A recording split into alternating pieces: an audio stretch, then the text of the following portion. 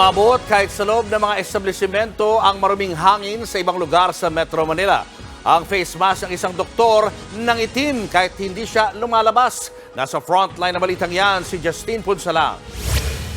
Nangitim ang N95 face mask na ito na gamit ng isang doktor sa Jose Abad Santos General Hospital sa Maynila ngayong araw. Ayon sa post ng doktor, nagulat siya sa nangyari sa mask lalo't nasa loob lang naman siya ng ospital. May bintana raw na bukas at 4 na oras niyang suot ng mask. Gayunman, hindi nakatago sa loob ng mask ang itim na particles kaya pinayuhan niya ang lahat na magsuot nito. Ang itim na particles posibleng galing sa smog. Balot kasi ng smog ang Metro Manila kagabi. Sa kapal ng hamog, halos hindi na makita ang mga nagtataasang building. Umabot din sa Makati ang lawak ng hamog.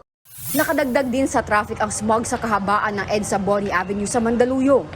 Sa kuha ng netizens sa bahagi ng Villamor Airbase sa Pasay, kulay abo ang kalangitan. Hindi rin nakaligtas sa smog ang tarmac ng Ninoy Aquino International Airport. Sa kabila nito, normal pa rin ang operasyon sa paliparan. Nagbabalita mula sa frontline, Justine Punsalang, News 5. Mga kapatid, Julius Babaw po. Iba na ang may alam at may pakialam sa panahon ngayon. Huwag maging huli at maging una sa lahat sa balitaan. Mag-subscribe at mag-follow sa social media pages ng News 5.